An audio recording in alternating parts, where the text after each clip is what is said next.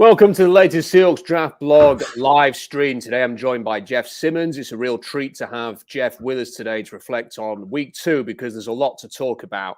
And I feel like every time we have Jeff on, I learn something new. So it's great to have him on because of the drama of Sunday against the Tennessee Titans. If you want to join in, Super Chats will get priority. Otherwise, we'll try and get to some live chat questions as we go along. But we've got a lot to get into today. Jeff, I'm going to start with this. I'm just curious how you feel about that performance and that loss on Sunday a few days on. I was very irritated. I know I've been on with you a couple times, and if you've seen me on social media or on my show, I'm pretty calm. I'm pretty balanced. That game had me just very annoyed because I know I saw you. Week 1 was very encouraging, and a lot of things we saw started to carry over a little in the first half, and then the second half, everything that looked like an issue last year came back to the surface. And we're going to cover a lot of areas, but just there were so many little things, starting with the coaches all the way to the best players on the team, whether it was Russell or Jamal Adams or DK. There was a lot of little things because that was the game they just completely pissed away. There were so many little mistakes and so many things that are just hard to understand because everything that I thought was really encouraging and very repeatable just didn't show up in the second half. And to me, they looked like the 2020 team that was very flawed and caused this whole drama in the first place. Very much so. We've had a super chat already from Carey. Big thank you, Carey. Thanks for the stream. Here's some money for it and the Will Disley and Gerald Everett missing person search as well. I'm sure the Seahawks will appreciate your help in trying to find them ahead of week 3 against the Minnesota Vikings. I'm sure that is something that we will get onto. But it's just a game. You've got to win that game, haven't you, Jeff? You can't be 15 points up at halftime and 14 points up in the fourth quarter and lose that game. Yeah, Tennessee has firepower, but they're one of the worst defenses Seattle will see this year. And other than that broken coverage in the second half to Freddie Swain, they essentially had 6 points in the second half and basically didn't do anything after that. And to me, that's a team you have to win. They're up 24-9 at halftime. They're up by Freddie Swain scores that touchdown. You're up 30-15. It should have been 31-15, but they just. The defense, I can understand. They had some mismatches there. Obviously, I didn't think Derrick Henry would go that crazy, but just some of the stuff they did, they really choked that game away. And it's frustrating because everyone else in the NFC West won. And frankly, they won games that none of the other 3 teams played that well. I don't know if you saw any of the other NFC West games. So to drop a game where you were pretty comfortably, and then when you're up 23-9 or it was 24-9 at halftime, I'm starting to think, okay, this team might be pretty good. And then everything that was so encouraging, and I thought a lot of it was repeatable from the week before, and just some of it just went away. Like I didn't understand their plan on offense. A lot of the stuff they did in the first game just didn't show up in the second game. A lot of the stuff that me and you frankly worried about, Jamal Adams, how he gets utilized, whether they can hold up at the line of scrimmage, their cornerbacks, all of that almost came to a head in the second half. So not only did they lose, it was the context of how they lost and what they showed that brought up a lot of wounds from the offseason. Yeah, I think when you see the drive right at the end of the first half, and then you see the Nick Ballore hit, and you see the way that it energized the sideline, and then you go in at halftime, and you are thinking, hang on a minute, this is a team. You know, I was thinking I've underestimated this team going into halftime, and having seen the Rams toil and struggle, and you know they could easily have lost that game. The Colts left a lot of points on the field in that game. Likewise with the Eagles and the 49ers. The Eagles had an absolute stinker in that one, and they probably should have won, and the Niners should have lost. But they escape, and you're thinking the Seahawks are here, and they're playing so well, and they're almost playing complete football at this point. And then that second half, and this is the thing, you know, Tom's put a message in here. That's what's so scary. Here we go again. And that is what it felt like. It felt like all of the ghosts from 2020 reemerged. I put on the blog a load of questions on Monday, and I just want to sort of throw these at you, Jeff. See what you think about these. So you may I'll say this. I read this. Okay. I was a little annoyed because I was like, shit, he stole all my points. That's great, you know, because I didn't know if there's some of these that you think I don't know how you feel about some of these. We can go through them, but we'll go through them. So why do the Seahawks staff so often lose the game of adjustments? I wish I had a better answer for this, but I just don't think X's and O's tactically they're that good of a staff. And one of the knocks on Pete Carroll at USC, I know if you ever listen to like Colin Cowherd talk about him, is he's not a great detail guy. He's more of a big picture guy. He's more of a motivator. And I think defensively, Ken Norton's gone a little better schematically, and he's done some interesting stuff. But I don't think X's and O's, people look at Ken Norton like he's some sort of wizard. The new offensive coordinator, we still have a lot to learn about him, but we've had 3 offensive coordinators really throughout the Russell Wilson era, and some of the same issues are resurfacing. So I just think it comes down from Pete, and that's been one of the sort of liabilities of his coaching career at USC. It was the same sort of knocks. And looking at the numbers in the second half, the Seahawks held the ball for just over 9 minutes. They had 3 first downs, and one of those was a meaningless garbage time run. And the question that I just came away from that game, and it is a question that you ask yourself a lot last season as well, and you kind of wonder whether it's Schottenheimer, whether it's Russell Wilson in a slump, whatever it was. But then you ask yourself again after this game is, why are they so incapable of functioning when the big plays are not there? When you just need to do essentially what the Titans did, which is check it down a few times, move the ball, kill a bit of clock, win a field position battle in the second half, protecting a big lead. Why are they so incapable of doing that? I mean, there was a point in the second half where, without even really trying to establish any kind of running game, they decided we need to start throwing wide receiver screens to sort of have extended handoffs to get away from the middle of the field, because presumably they were looking at the O-line and thinking, I don't think we're going to win this matchup against what is a fairly average, I think it's fair to say, Tennessee D-line. And yet they were throwing it out wide, and Tennessee were all over it. They were smothering that. Everything else just seemed to just go to pot. And once the offense gets in that kind of shape, Jeff, it almost seems like, regardless who the coordinator is, they cross a threshold and then they cross the point of no return. They just can't get it going again. Yeah, and initially, if you asked me this question last year, 5 years ago, I would have pointed to coaching, Darrell Bevel or Schottenheimer. But now that we're with a third coordinator and the same issues are resurfacing, I don't want this to come off as like a hot take or reactionary to the game. I think it's the quarterback. If you look at his passing charts and you look at his style, he's great down the field. He's probably the best I've ever seen at the deep ball. He does so many good things, extending the play. But when you just need a check down and if you look at his passing charts, he doesn't use the middle of the field. And you look at what Tannehill did conservatively. I mean, conversely, on the other side, he just took those checkdowns when even the backup running back came in to relieve Henry. There was multiple plays in their last drive where and I don't know if that's a height thing. I don't know if that's just keeping his eyes downfield. I don't know if he doesn't like checkdowns, but I think it's on Russell. And I think Russell wants to be Drew Brees. He wants to be Brady, Peyton Manning, Aaron Rodgers. Those guys don't do that. They don't have slumps like this. And I don't know if you've got a chance to watch the Peyton Manning broadcast on Monday Night Football, but they had Russell on, and then they had Peyton on this week. And the beginning of the game, Green Bay played this week, and Peyton was talking about the best way to get rid of 2 high safeties, because that's how Detroit came out. They were saying you have to just be really boring. You have to be really patient, run the ball, take checkdowns, and eventually the big plays open up. And just hearing him say that and what killed Seattle the last year in this game, Russell doesn't do that. He doesn't stay patient. He doesn't take what's there.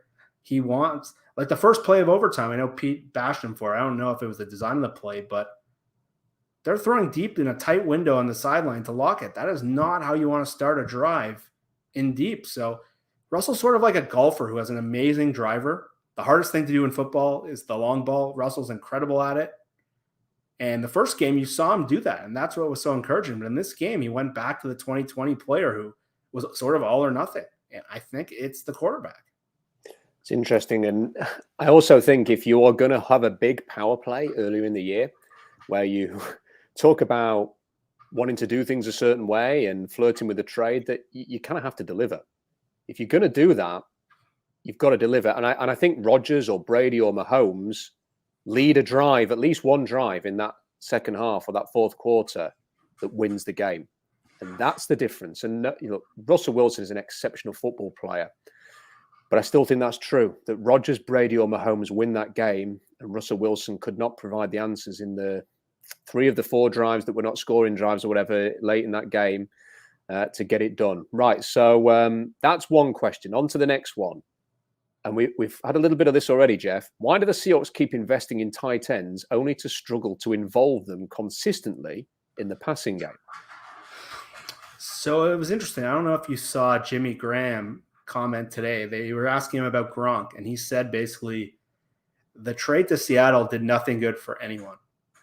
So that made me wonder, it might be the quarterback, and it might be Russell, again, has trouble seeing over the line of scrimmage. And I know a lot of the guys who are more like the X's and O's guys showed a lot of film last year where Greg Olsen was running free, and he was sort of washed up by the end. But I think it's the way the quarterback plays. He doesn't see the middle of the field very well, and he sees the play action. He's so good at the long ball, but I think he misses this stuff.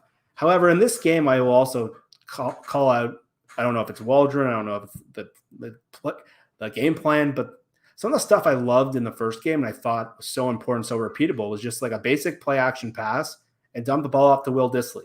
Get 4 to 6 yards, move the sticks, screen passes to Gerald Everett. He's a great yards after catch player. That's what he's known for. Some of that opens up everything else. You can use it to open up the run game. And this game, that was gone. It was deep ball or nothing. And again, Russell's not a good middle of the field player. Look at his passing charts game after game after game. He doesn't use that. So I think initially I thought it's just the team and the structure of the offense, but I got to wonder, I think that's just a limitation. Again, Russell does so many things well. He's the best deep passer I've ever seen. But this is a part of his game that's missing, and people just don't want to admit it. And I think it's something that we have to talk about. Big Mike has jumped in here. Mike is a huge supporter of the streams. And Mike, big thank you for that. Appreciate it. If you want to send super chats in, we'll jump to them straight away. We're running through a whole series of questions here. Jeff Simmons with us today. How did the Seahawks not create more problems with their pass rush, given the Titans O-line was in a state of total decimation at the weekend? And this is where I was confused by this during the game, and I was confused by it after. I thought their defensive line rotations were very strange. And I know they were building up to stop Derrick Henry. I know that was the basis of their game plan. But then I looked at the snap counts the day after, and like Alton Robinson had like 12 snaps. Darrell Taylor, who was maybe their best player in the first game, he had 20 snaps. Benson Mayo had 48 or 50 snaps. And Diche and Collier both of them didn't play the first game. They played more snaps than Carlos Dunlap. And I thought they went too heavy to stop the run. They didn't get their pass rushers on that field. And I think Tennessee realized that. They were keeping that big package on the field in the second half, and that's why they were passing so easily. And they went all out to stop Henry, and they couldn't do that either. So I put that on the coaches. I don't think that they used their pass rushers effectively, because they wasted a pretty good game for someone like Kerry Hyder or Al Woods. But if those guys are your two best players, that's not going to win you a lot of games. So I thought the coaching staff did really not use their pass rushing rotations well, and I thought Tennessee was able to figure it out in the second half. They kept that big package with Collier and Camdiche and Woods on the field, and Benson Mayo played, I think, 50 snaps. So I put that on the coaches. Yeah, I think it connects to the lack of adjustments question that we had earlier, which is in that second half, and to an extent, I mean, hindsight's a great thing, isn't it? But they seem to play quite vanilla in the second half and play a lot of zone, and almost that they were willing to give up the underneath stuff, but then they gave up too much of it. And Tennessee moved the ball a bit too easier. Those linebackers were a little too deep in coverage. Underneath was always wide open for Ryan Tannehill. And yeah, okay, you want to take up a bit of the clock. You essentially want to bend, not break. That's how a lot of teams play. It's not just a Seahawks thing. A lot of teams will look to do that when you're protecting, say, a 14-point lead. But there was just no resistance late on, and they were so deep, and they never mixed it up. And it would have been great and maybe it would have been a bit of a ballsy thing to do on that final scoring drive that Tennessee had in the fourth quarter, just to say, do you know what? Let's get after Ryan Tannehill. You know, Derrick Henry's on 100-odd yards already. They're chasing the game. There's 5 minutes to go. Let's just get after him, because in that point there, a big sack, if it's 2nd and 20, 3rd and 20 or something like that, the game's in your hand, and then you can play those soft zones. But by playing that sort of those soft zones and 1st and 10, and you get 8 yards on a check down, or you play another soft zone, you get 15 yards, and you're just moving down the field. And as soon as they got into the red zone, I had no confidence, Jeff. And I know people were saying if they got the extra point, then it would have been a total.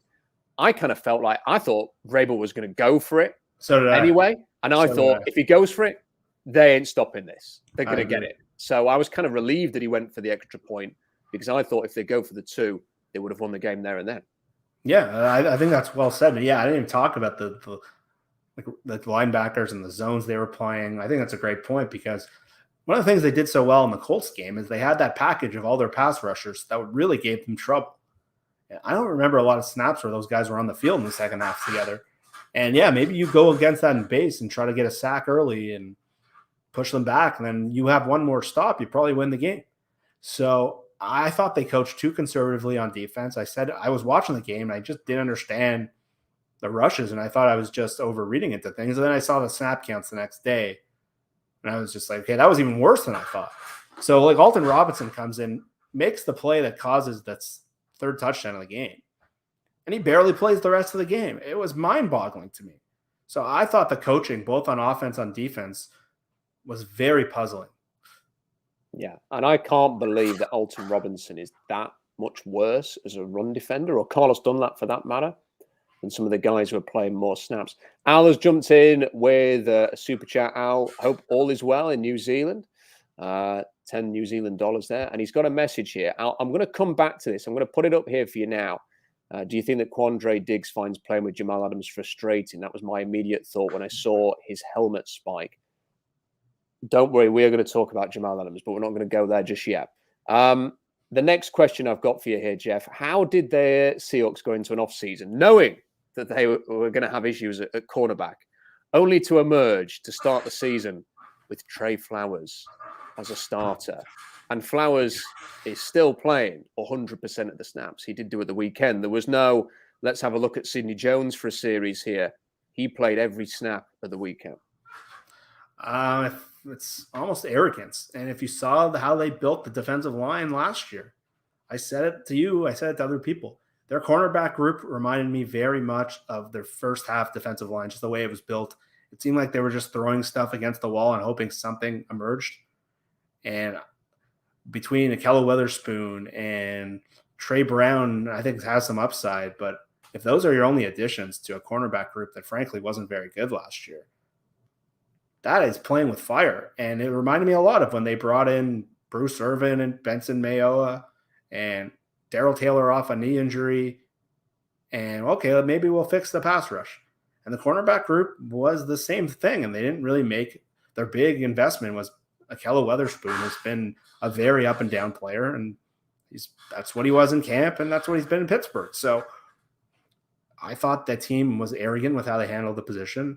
I thought they were playing with fire, and I am not a Trey Flowers guy. I know every year we hear how he's getting better in camp and how he's turned a corner. And if you watch him play, like he's not a bad player. He's just one of those players who's like always in position, but never makes a play. And he's just sort of there. Like he's not an impactful player. And every sport I ever played, there was just a guy who was like really good in practice. And then when the lights came on and when we had to play games, like every sport I played growing up, and the guy would just shrink. And I think Flowers is that guy for the Seahawks. And he should be a backup. There's nothing wrong with him. He's fine playing a pinch. But if he's your starting right corner in this division where there's so many good receivers, and you saw what Julio did to him. Julio just was running free on him, and Julio looked so bad the week before. So, again, I don't blame Flowers. I blame the front office for they didn't address this position properly, that if Witherspoon didn't work out, well, what was your contingency plan? And Witherspoon's a dice roll to begin with. So unless Trey Brown or Sidney Jones, I would have signed Richard Sherman earlier in the offseason. They don't seem to like that plan. I don't think it's a great solution, but it could at least fill a stopgap. But really, I thought they've handled this position. It dates back to what Rob says all these time. They trade away draft picks. They misuse draft picks. And you're left with what was left on the D-line last year and what was left of the cornerbacks this year. So this is years of flawed roster building in the making. Yeah, it was really frustrating as well to see Fulton of Tennessee have a good game, and everyone was going, "Who's that guy? I've never heard of him." And I was like, "Well, a second-round pick. You know, he was there for every team in the league, and had a really good established career at LSU. So it's not like he was just some small school guy who slipped through the cracks here." I mean, Kerry's put here Kelly Jennings disease, but from memory, for me, Kelly Jennings just got beat. He just got whipped. Yeah. And your point is correct. The frustrating thing about Trey Flowers is you're always very aware of who was defending the pass, because Jennings is there. The 21 is always there. You always see the 21 because he's got his back to the football as the ball is going to the receiver, and the receiver just makes the play. He's always on the spot. He doesn't get his head around, doesn't break it up. He's only got 3 career interceptions. He's into the 4th year of his career. All 3 of those interceptions came in one season. He's this close to being good, but he isn't. That's it. And that's the tough thing and I feel for him a little bit, because he's far from, because you could easily see a game like that and people come out afterwards and you can feel there's a fan base ready to just sort of go, I have had enough of this guy. And it must be upsetting for him to know that that's kind of what the reaction is from the fans and the media. But ultimately, I think the team has a responsibility to sort of take him out the firing line. As you mentioned, he could be a backup for the Seahawks beyond his rookie contract. I've no issue with that whatsoever.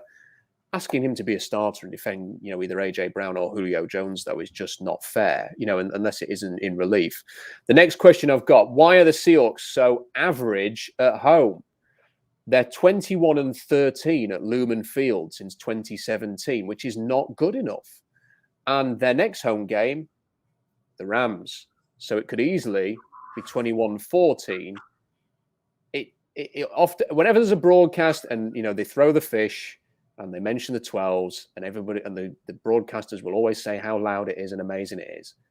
But for whatever reason, Jeff, the Seahawks have become beatable at home.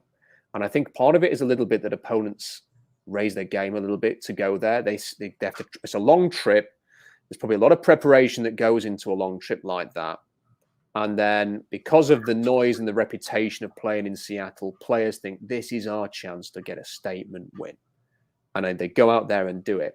I think what's most concerning for me is the manner of the losses that they have at home. They have had some proper arse kickings. I mean, really beaten up in the trenches, run all over. I think to the Baltimore and New Orleans losses in 2019, the way that the Rams handled them in the playoffs last year, this game against Tennessee, that Rams game in 2017, it's not just that they lose at home, they have horrific performances at home at times as well. Yeah, it's almost become a league-wide thing where home field advantage is not nearly what it used to be. You're seeing a lot more road teams winning. I think teams are just preparing better for road games. But I know there's been theories like because the Seahawks have been successful. Yes, Jackson's got on that. I know people have believed that because they've become more successful and they've sort of priced a lot of the hardcore fans out of the stadium, and it's not as loud as it used to be. I don't want to say that because I can't but I think it really comes down to what you're saying. I think it's their style of play. And I think their style of play, and a lot of when they had such good success in the Holmgren era, they had a great offensive line and they were able to close games out. And in the beginning of the Pete Carroll era, when they built this team was tough to play in the line of scrimmage. And then you lose that line of scrimmage and you become a finesse team like sort of the Seahawks are. As much as Pete probably doesn't want to admit it, their best players are finesse players. And they're not built to win the lines of scrimmage. They have good players on the offensive line, good players on the defensive line, but that's not a league-wide strength of theirs. They leave themselves up to games where they just can't close them. And you look at that Baltimore game and the New Orleans game are great examples where they just got mauled in the trenches. And you can have the quarterback advantage all you want.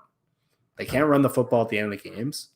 And they can't rush the passer and close out games very well. So, again, this comes down to an earlier conversation, I believe, where they came in and when they built this team initially, they had a blueprint in mind. It was the Steelers and Ravens from the past decade. As this team has shifted towards the Russell Wilson era, they've lost it.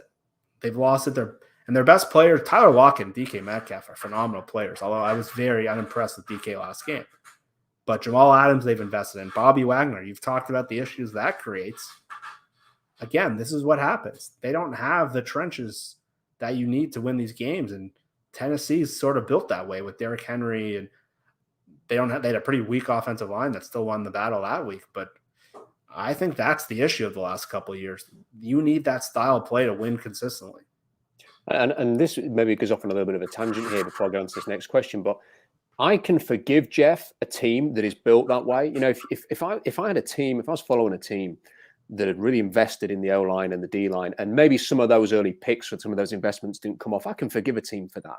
And if they build a successful O-line and a D-line and they just have a bad loss, or, you know, they lose a playoff game or something, I'm more willing to go, okay, fair enough. Because I think that the foundation is there for success. And I'm more inclined to have that let's get them next time kind of attitude that a lot of fans have. When you set out to build a team in the way that we're talking about now, but then you do everything that is a contradiction to that, and you invest in different areas, and then you get your ass kicked like you did against the Rams in the playoffs, and like you did on Sunday against Tennessee in that second half. I'm not willing to overlook that as much. Exactly. They've sort of set themselves up for this, where if you look at their draft history and where they put their money, and I know you've talked about that a lot, first round pick on Rashad Penny, first round pick in 2019 on LJ Collier, who's supposed to be that style player, but he doesn't win any battles at the line of scrimmage. Jordan Brooks was a first round pick. They could have had some pass rushers. If Darrell Taylor turns out, that would be great. This year, they got their next two are on Jamal Adams, who's a pass rushing safety. So where have they put their money? Bobby Wagner, Tyler Lockett, Dwayne Brown has obviously been a great investment. But who's been, say, their best left guard since Steve Hutchinson left, or who's been their best center since Max Unger left, and who's been their right tackle before Brandon Shell? Like, defensive tackle, they've been good at finding under the radar guy. Puno's been great. Woods and Monet looks like a guy, but they don't have that blue chip defensive lineman that all these other teams have. So you wonder, okay, let me just date back 2017 draft. They come on the board. TJ Watt is there, best pass rusher in the league. Ryan Ramczyk is there, best right tackle in the league. They end up, for bad luck, they end up taking Malik McDowell, but you could have got a top 5 O lineman or a top 5 D lineman, and they trade down 3 times and strike out. So it's just been years of iffy building where it's hard to understand. And the next year they draft Rashad Penny in the first round when, say, you just took a guard or a center or something. And then this year they could have taken a center, and Josh Myers and Creed Humphrey. They look pretty good players too. And Kyle Fuller, it's been fine, but he's not grading out very particularly high. And I just think this is years of odd roster building where you talk one way, but your vision doesn't reflect it. Yeah, the TJ Watt one will frustrate me for it. I mean, I remember writing, and there was 2 players. There was TJ Watt, who's obviously got on to be superb, and there was Tyus Bowser, who has not got on to be superb. But both of them tested very similarly to Khalil Mack, you know, physically. So you'd got sort of the tape with TJ Watt, you've got the bloodlines, and you'd got the physical comparison to make there. Obviously, Tyus Bowser did not have those that TJ Watt had. And you thought it's just a safe bet that he's going to be a success at the late first round. That's the kind of risk that you should take. And how the Steelers ended up getting him, and how the Seahawks just sort of overlooked that and was zoned in on Malik McDowell. But then, you know, how did they end up with Rashad Penny instead of Nick Chubb? I'm not going to go down that road again because I have talked about that. And that's another one, because you want to be a physical team. Exactly. Look at the playing styles of those guys. It is infuriating, and I suspect there's a few head on the table moments from John Schneider and Pete Carroll about some of the decisions they've made. But there's been too much of a trend. There's always that other player that they could have had instead, and they've whiffed too often over the last few years. Okay, next question: why did Carroll suddenly decide to teach a lesson to Jordan Brooks for his late hit penalty? Is that a thing that he's just going to do now? And if he is, then he has to be consistent with that moving forward, doesn't he? So, for example, does DJ Reed need to be benched after his taunting penalty? Does Jamal Adams need to be benched after his late hit, which extended an overtime drive on 3rd down? So I'm not sure that was the best. You know, are you going to pick and choose and select who gets benched, who doesn't? And can you really justify taking a first-round pick out of the game to put Cody Barton in, who was PFF's worst graded Seahawk on either side of the ball at the weekend, just to prove a point mid-game? And also, Jeff, on the back of that, do you sense that this is Pete Carroll either doing things differently or just a mindset of him that is maybe a little bit more frustrated or negative, because I can't really remember a time when he was the kind of coach who benches people for these kind of things or calls people out. And he's not directly called people out like some coaches would do. Like Bruce Arians is on Tom Brady's arse this week about something, and that's just the way he is. Pete Carroll doesn't do that. There was a few subtle digs at one or two players in his press conferences after this game. Yeah, it was very confusing that out of that, all the moments he could have benched someone, he decides to bench their first round linebacker, who they probably need for trying to stop Derrick Henry in the second half, just to prove a point. So I don't know if it was frustration boiling over. I don't know if there's been something behind the scenes where he hasn't been on his details or hasn't been on his X's and O's, but it was just weird timing because of all the little mistakes. Why him and why then? And then you're right, after the game, there were some shots at Russell. He threatened, I think he went on the Salk show and threatened to use the bench in the future if people are taking dumb penalties. So I don't know if he's on edge because of what happened in the offseason or how good the division is, or he knows he's near the end and the season's super important to him. But this has been totally out of character. And that moment in that game, it was just a strange decision that didn't really make sense. I don't know. I'm not privy to what's going on behind the scenes with Jordan Brooks. I don't know if it's something specific, but timing of that was just odd and just unlike how calm he usually is under pressure. So I don't think it's a job security issue based on, I think, his relationship with the ownership. I don't think it's a traditional ownership, but I think he was just frustration boiling over. And that game, I think, irked him, and he seemed just out of sorts all week. He has looked I think his body language has been different than I think we've ever seen with Pete Carroll. I've got a theory on that. I'm going to come to it a little bit later on. We'll save that for later. Jamal Adams' PFF grade last season. We're at the Jamal Adams section of the live stream now.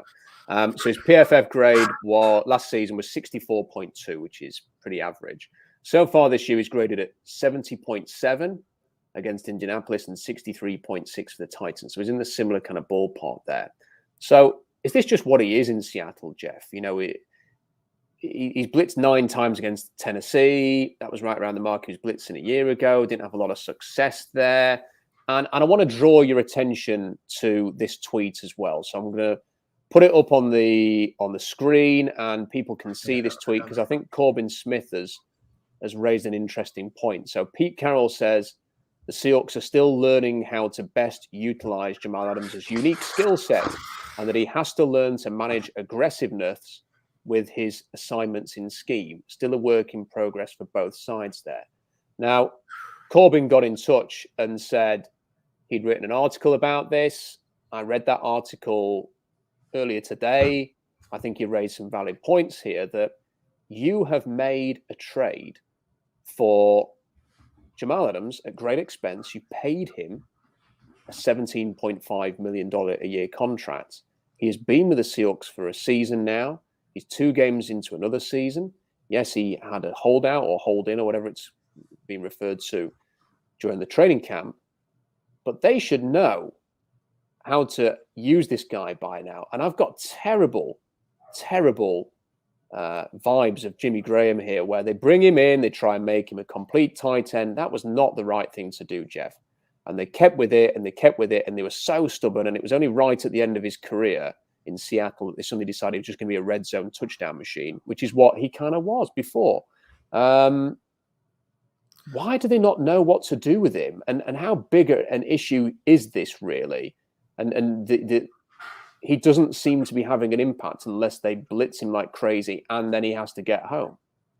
I think it's an indictment of Pete and the whole organization, because this is not the first time this has happened. This is, I think, the 3rd time this has happened.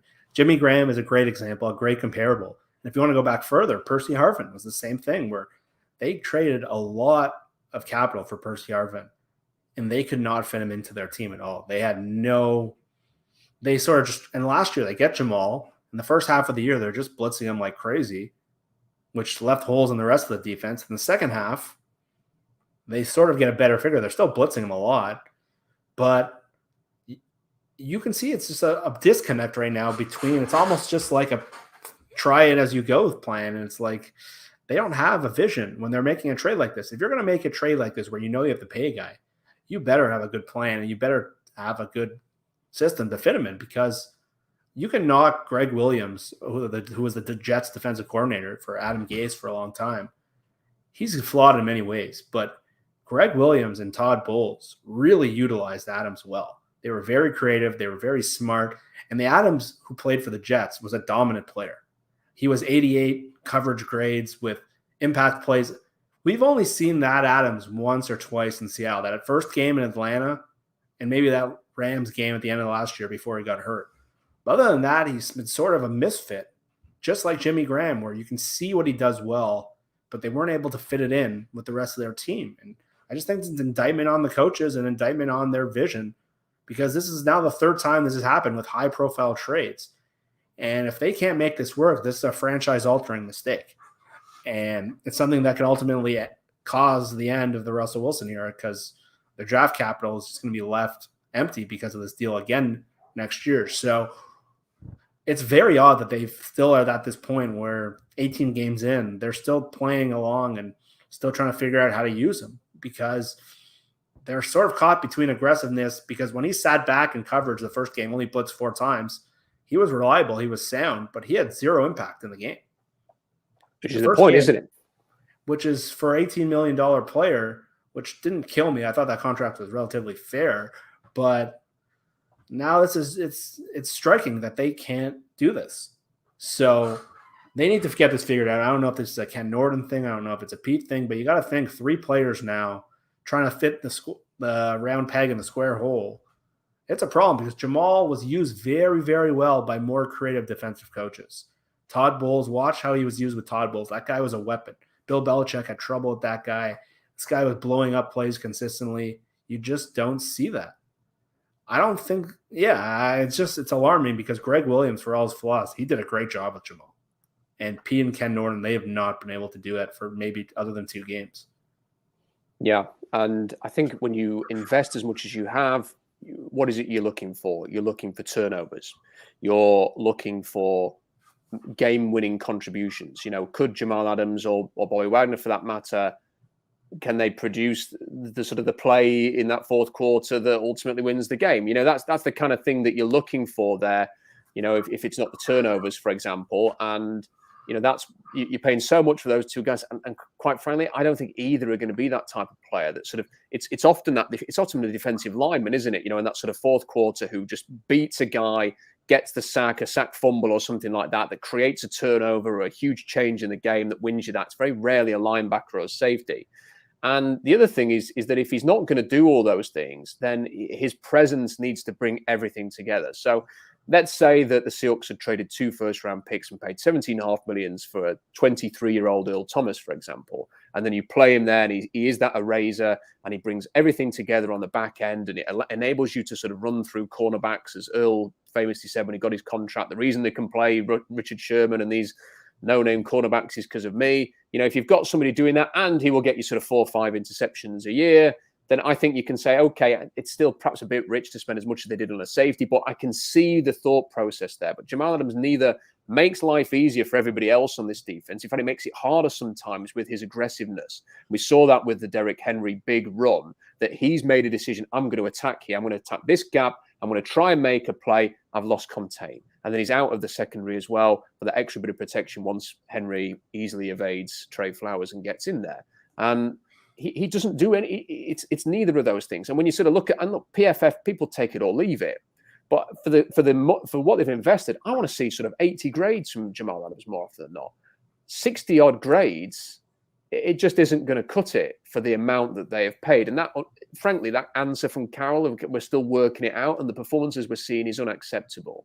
And it's a little bit embarrassing. But what I think they're going to do now, Jeff, is I think they're going to double down. I think we're probably going to see it maybe even this weekend, that they're going to manufacture ways to get him involved again, because I think that they feel internal pressure to make this trade a success. And last year it was blitz him, get a sack record. I think we may well see some of that. I don't think it's necessarily the most productive thing for this team, but I think that's what they're going to do. I think they're going to make it possible so that Jamal Adams can impact games that are coming up over the next few weeks.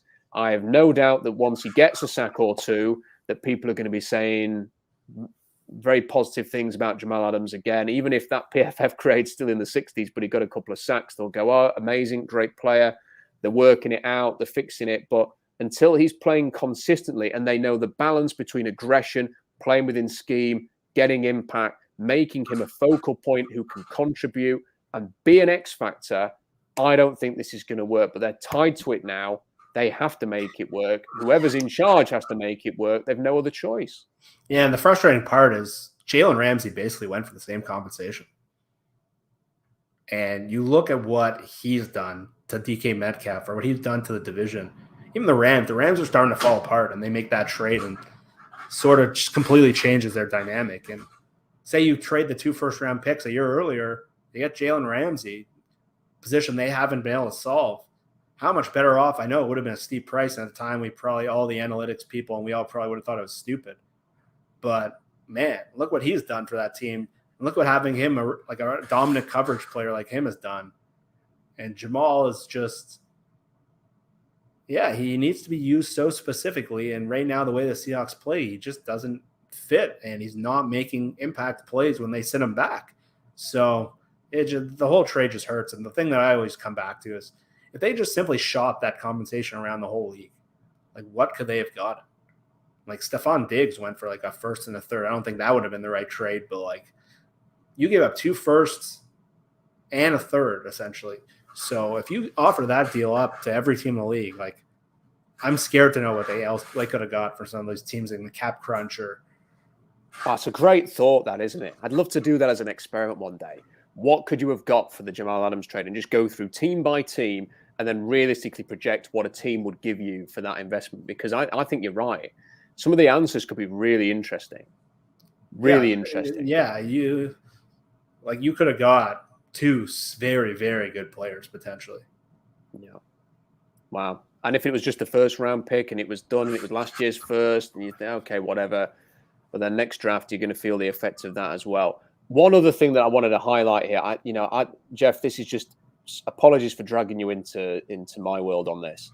I'm going to share the screen again. There's another tweet here that just it stuck in my craw, and I have to share this. So this is from the Seahawks. Jamal Adams does his press conference after the game, and he brings with him a $2,200 Louis Vuitton coffee cup, and plonks it, and it is enormous. And he plonks it down there for no reason. I mean, he wasn't drinking out of it during the press conference. I don't know why that couldn't have stayed in the locker room, why he's brought that out. I think he was showing off. And then, the Seahawks say, what is in Prez's cup? I can't show the replies because, as you can imagine what they were like following that loss. But, what's in the cup? Well, based on the way that he and the team played in the second half, I would suspect, Jeff, that it was full to the brim with hot piss. Oh, man. Yeah.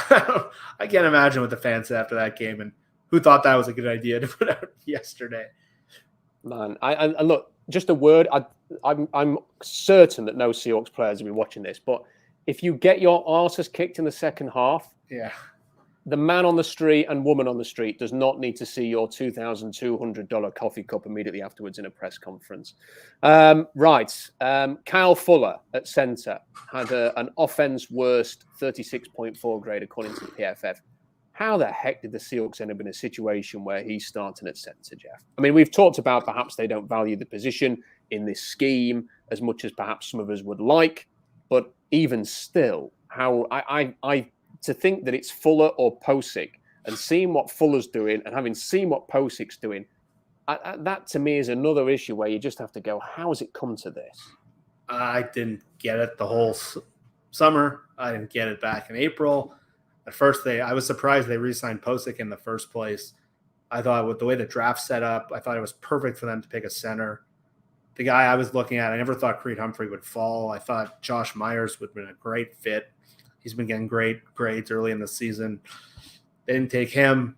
They didn't sign Austin Blythe, who knew the offense from the Rams. There's guys like David Andrews came available. He signed for very little.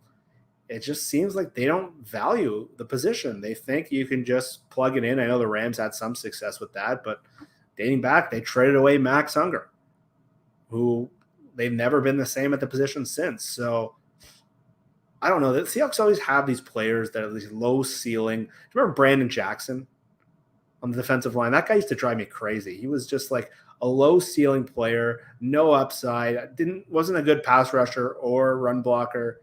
And the Seahawks gave him like 30 snaps a game in the playoffs a couple of years ago. I wrote to some of the guys on my other podcast, and I said, this is Kyle Fuller is Brandon Jackson all over again. I just don't understand why they didn't see value, because you look at some of the great quarterbacks of all time, like the quarterback center relationship has been so valuable. And you saw with Russell at the beginning of his career, Max Unger was a great asset for him just for line calls. And Fuller's been fine. Like, I don't think he's been a disaster, but the grades indicate he's been much worse than my eyes have said.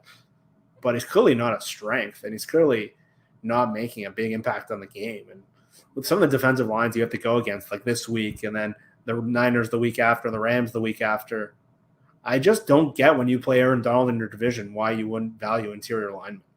It doesn't make sense to me. I think it's a scouting issue with the Seahawks. And I think just based on the pass protection issue, how much he gets sacked, I would want to take a little off Russell's shoulders. But they don't value the position. And this draft was loaded at center. And guys fell who I thought were going to go in the first round. And they took a third receiver. So I am just dumbfounded by the approach there. I have been since they traded Max Unger. I hated that they traded Max Unger the day it happened. So I think I see a lot of value in the center position. You look at some of the best offensive lines in the league, they have very, very good centers. And just year after year, they pass up in the position. I think it's a hole in their approach. And it's just funny. Like, if the Seahawks close that game, we're having such a different conversation today. But all of the things, again, and this is why it's so interesting, the timing of this, everything we talked about in the offseason was hit on the head in that game. And that's why it was so alarming, not just a typical loss where you blow the game in the fourth quarter. Everything we talked about came through in this game. Well, do you know the one thing about the Sens position, Jeff, is at least there's no good defensive tackles in the NFC West. You know, at least they don't have to worry about that. Joking, of course, if you didn't detect the sarcasm there. Okay, there's a couple more questions I want to get into, and then I want to bring a point to you. I mean, on what you've just said there, I mean, I personally feel that because it was a lot of what we talked about, and because a lot of the issues are somewhat predictable, and I do think it's been interesting this week, actually, Jeff, because I noticed a lot last season. What generally would happen is, you know, I was somewhat downbeat on the Seahawks, and then if they won, I wouldn't hear very much. But when they lost, I would get a lot of abuse. You know, a lot of emails would come in. The blog would suddenly be full of comments. And there was none of that this week. There was actually, I got a sense that a lot of people are starting to think, I've seen this already. I've seen too much of this now. It's kind of like a fool me once, shame on you, fool me twice, shame on me type situation, that people are starting to think, actually, I've seen this film already. And my question now is, it's very early in the season. It's far too early to sort of make any definitive statement on what it's going to mean moving forward. But I think it does hint that this is all just going to be the same thing again, that this is going to, the Seahawks have got a tough start to the schedule, but a very easy, I think, second half to the season. There's no reason, provided touch wood, that everybody stays healthy, especially Russell Wilson, that they'll get to the playoffs again.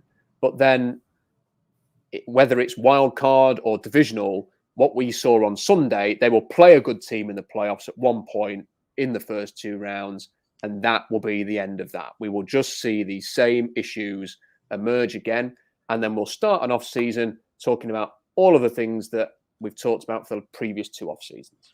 Yeah, and I think that's exactly why I found myself so irritated and why that game was almost like a gut punch to me, because the first game to me was so encouraging. And to me, this is like a 10 to 11 win roster. We talked about the holes. They have good players still. They're not a disaster. They're a playoff team. I don't know if they're a contender. But the one thing that can raise this team's ceilings is what Shane Waldron could have done to open up the entire offense. And basically, can Russell learn new things? Can he be different than he was last year? And the first game, it really looked like it. They used the short passes. They used the pass and the run were married together like the Shanahan offense. And everything was so encouraging. It seemed very repeatable. And the way they used tight ends and the way they were doing play action and motion, I'm like, okay, this team looks different. but that just went away. Like there was no motion, there was no play action, there was no tight end usage. It just became the Schottenheimer offense all over again. And if that's the case, again, as Rob just said, as you just said, we know how this ends. It's going to be the same thing over and over. And that's why it was such a gut punch to me. It was like, have they not learned anything? And why did the stuff in week 1 that they did so well? The pass rushing too. Like they were a dominant D-line in that first game.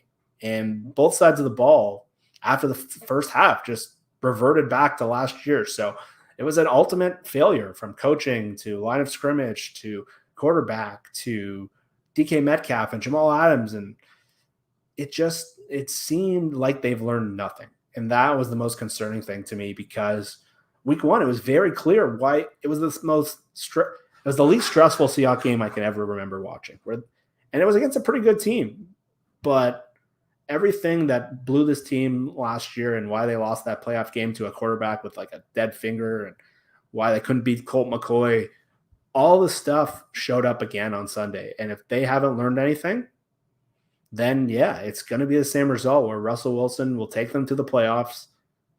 But you need more elements than just a quarterback who can throw deep to win in the playoffs. And how good the NFC West is this year, you need to be a little different. And to me, the ceiling, again, they're 10 to 11 win roster. But the one thing that can raise their ceiling is this offense. If you can turn them into a top 3 offense with a dominant quarterback play, then they can be a contender. But if not, again, it's a very clear how this is ending. And that is the tough thing for me, is that if someone like me sat in Rotherham with no football background whatsoever can watch 2 games and go, this is really different, and it be true, that the offense in week 1 and the offense in week 2, so different. The way that they did things on defense, week 1, week 2, so different. If it's obvious to people like me, then it shouldn't be. I mean, if they'd have taken what they did in week 1, did it again in week 2, and the Titans were just better on the day, or Derrick Henry was just too good. Like, there's no shame in losing to a superb performance from Derrick Henry. Then that's fine. But to me, it was almost as if they said, okay, that was the week 1 game plan. Week 2 game plan, if I can get my words in the right order, is different. And this is it. And it's going to be very different and a bit more like last year and previous years. And then you go and lose with the same issues. That's very, very frustrating. What do you think Russell Wilson and Shane Waldron's conversation will be like, or what will have been like this week after that game? Because I think this is actually quite a big test for Shane Waldron, because the one thing that was big when Schottenheimer came in was that there was all this talk about he's going to coach Wilson hard and he's going to do this and he's going to do that. And I suppose it's quite easy for someone like Schottenheimer, first of all, because of his second name and because he has been offensive coordinator in the league, and because Russell's, not coming out of an off-season where he has voiced some concerns, and Shotty could go in there and coach Wilson, and if he needed to tell him a few home truths, then I guess he could do that. I'm not convinced how comfortable Shane Waldron will be doing that in his first gig 2 weeks into a season. Oh, Russ, when you see that play there, you need to look at this, or you need to be aware of this, or you need to do that. Is he willing to have uncomfortable conversations with Russell Wilson, and also how they manage Russell? Because Pete Carroll's quote was, Russ could have helped us more in the fourth quarter. Russell hears everything, whether it's on Twitter, in press conferences, whatever it is. He is well aware of what gets said and what people think.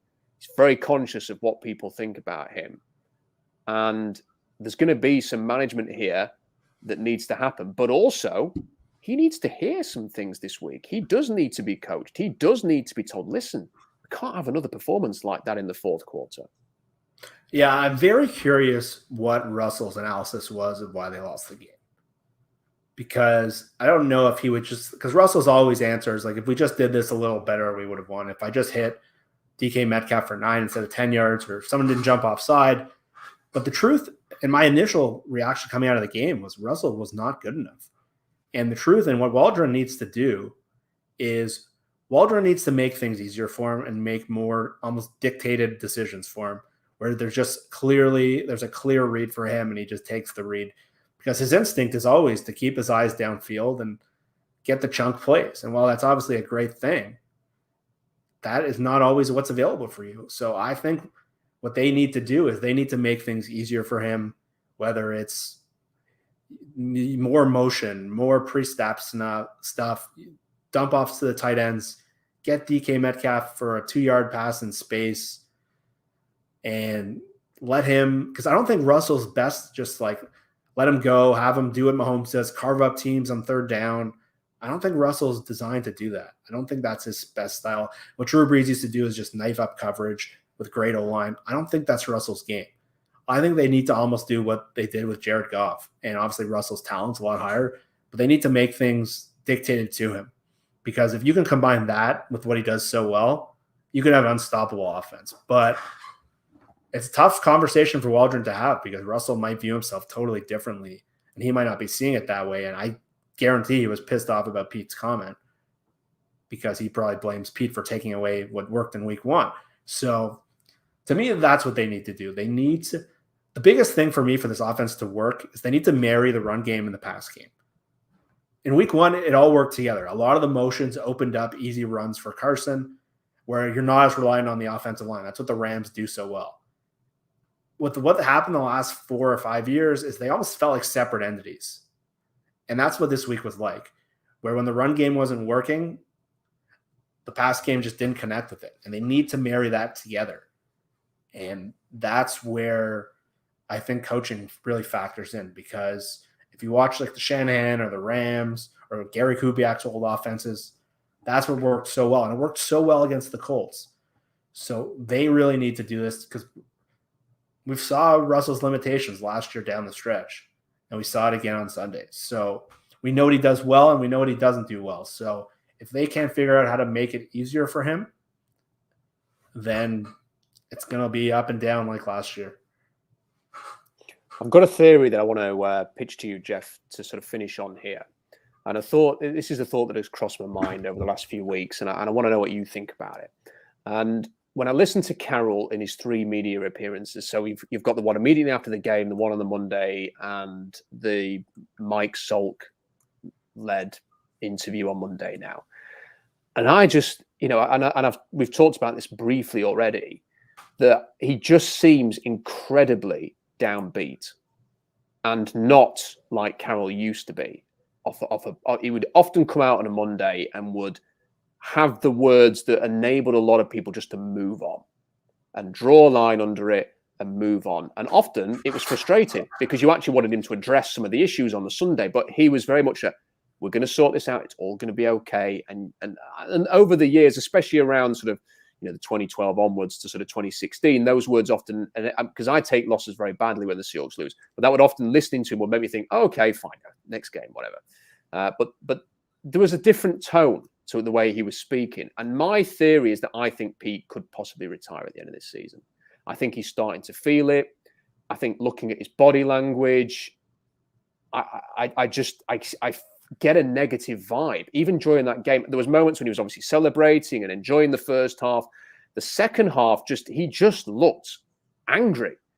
And I felt this before the loss on Sunday, during pre-season, very, very cross about the first 2 performances. Low energy, a lot less upbeat, calling players out a bit, as we've heard maybe this week. The bench is an ally is not a quote that I would associate with Carroll. Yet he said it this week, as we've discussed. He sounded fed up. And maybe that's just the magnitude of this specific loss and a sense of time's running out and needing to get there in a hurry. And a defeat like this makes him concerned and angry and frustrated. But I did want to bring this to the table to discuss because I don't think it's going to get discussed anywhere else, certainly not on the radio. So we can have this conversation because we just can. I don't think people in the media can talk about this because the reaction will be nuts if you ended up having this conversation. So I think if the season ends up being more of the same as what we've experienced the last few years and the Russell Wilson drama reemerges, which is a distinct possibility if we see more performances like Sunday and if things don't pan out as, both camps won, I don't think that Pete Carroll is going to want to be here through more drama with Wilson, be the man who essentially says, right, off you go, Russell Wilson, I'm staying, you're going, or want to be the man who says, right, he's gone, now I'm going to rebuild with a new quarterback, especially with the quarterback draft class that's coming up because it looks absolutely horrendous. So I don't think there's anything about that's appetizing. And I know he signed a new contract last year and people go, what about the contract? He's got a long deal 5 years, signed last year. But, that deal was signed before the Buffalo game last season. Where were the Seahawks before that Buffalo game? 6-1, I think. In a very totally different. That Buffalo game and the Rams game, and then the Rams game at the end of the season, that was a very different feel about that season after it had finished than it was before that Buffalo game.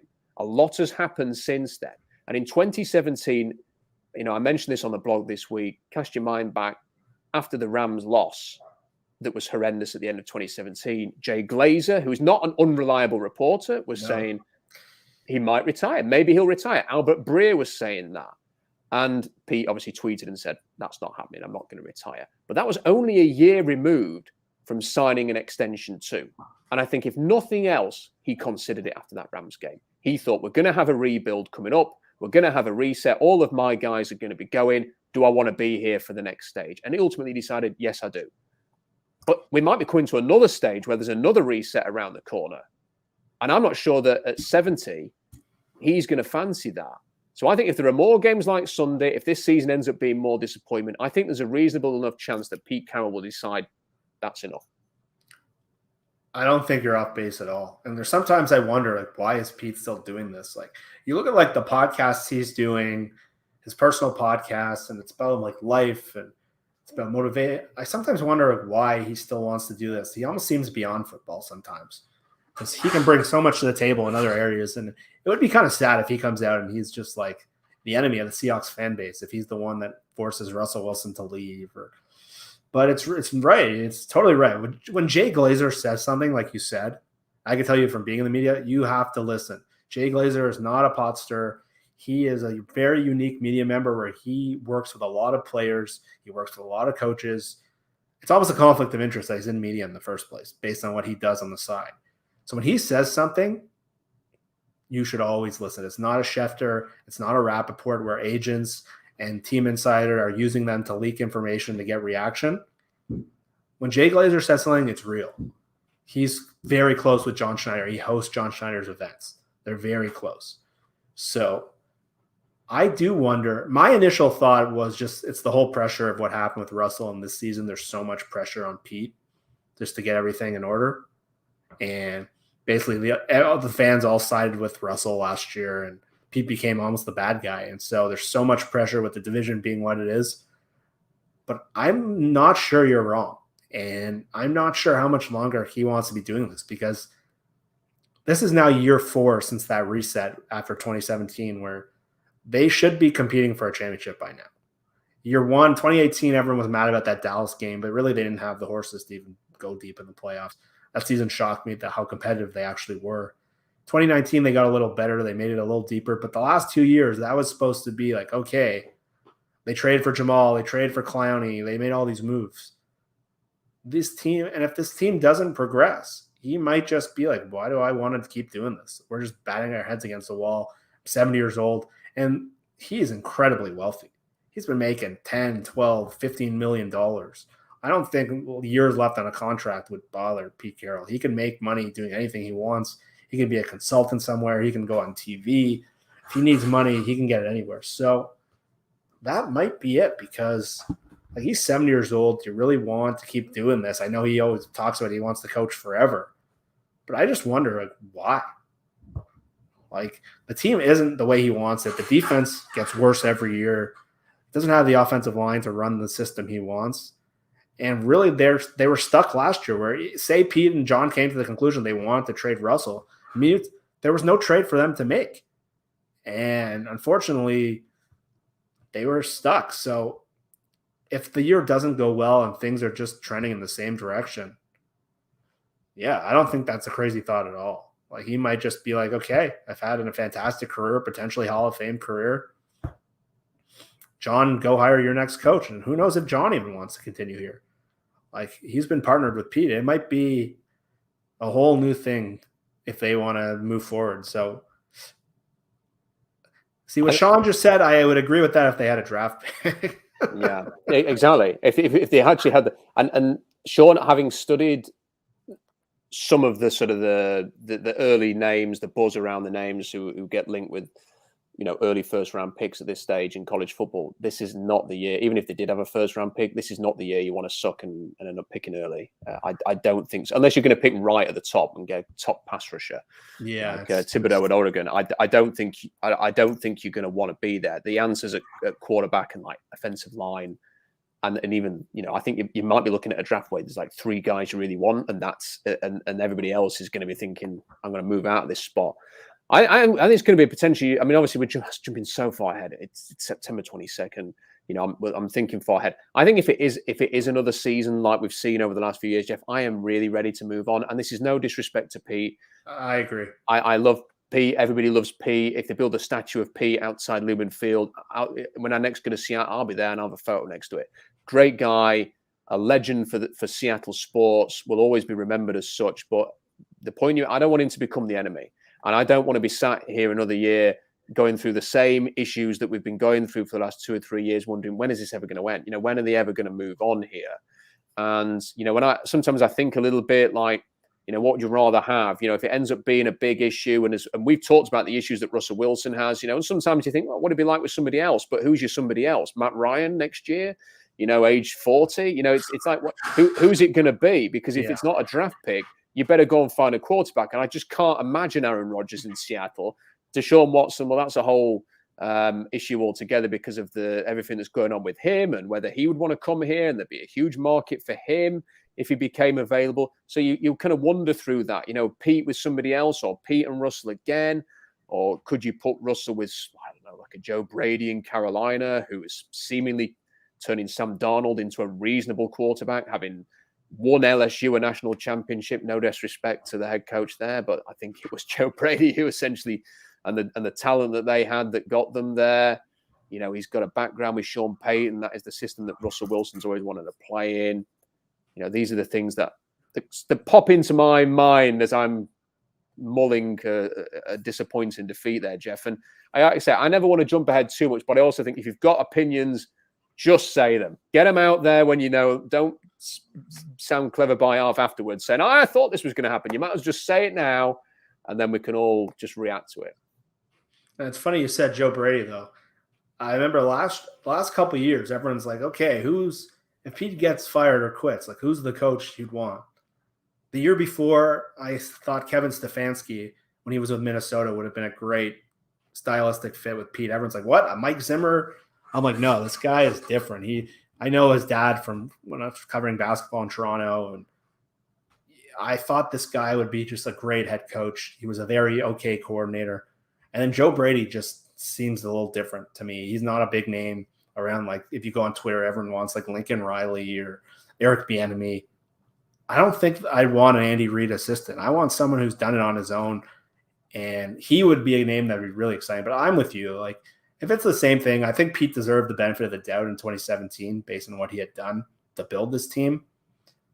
But if it's now 4 years of the same thing over and over and over, and again, I have no issue. Pete Carroll has been a phenomenal coach, but if it's not working, it's not working. So you got to, at some point, you just have to try something different. And I'm very aligned with you on that thought.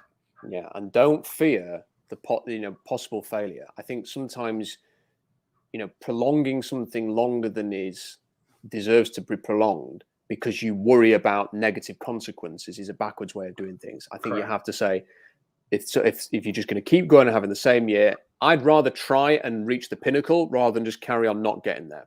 So I can tell you a comparable example. I don't know how many of your listeners watch the NBA, but where I live in Toronto, the Raptors a couple of years ago fired the coach of the year. And it was a crazy controversy at the time. So they fired a guy who literally won coach of the year. They finished first place in the conference. He was very similar. His name is Dwayne Casey, very similar coach to Pete. More of a motivator, great guy. Everybody loved him. And their GM fired him. And it was like a stunning shot. They're like, you can't fire him. How are you going to replace him? They hired this guy that nobody knew. He was on his staff as an assistant. His name's Nick Nurse. It goes against everything you're like what people say, like you can't hire a guy that you don't know. Nick Nurse won the championship his first year and now is one of the best coaches in the NBA. He was a total nobody. Nobody knew who he was. So you can't be scared to stick with what works and hire someone you might not know, because there might be someone far better out there. And I saw it happen to my team that I used to cover here. When they hired this guy, nobody knew. They thought it was a crazy idea.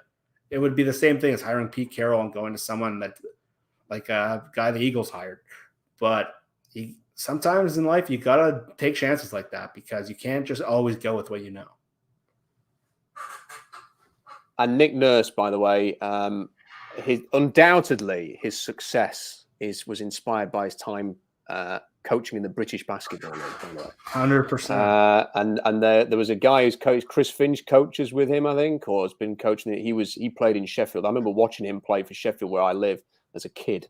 And it's crazy to think. I mean, like Nick Nurse was with the Manchester Giants, London team over here, and watching those guys when I was a teenager, and they were coaching over here. And then to think that Nick Nurse would win the NBA championship was incredible. But Jeff, it's been a pleasure, and we are so grateful for your time. The reaction we get when we get you on a live stream is always incredible. And like I say, always learn something when you're on.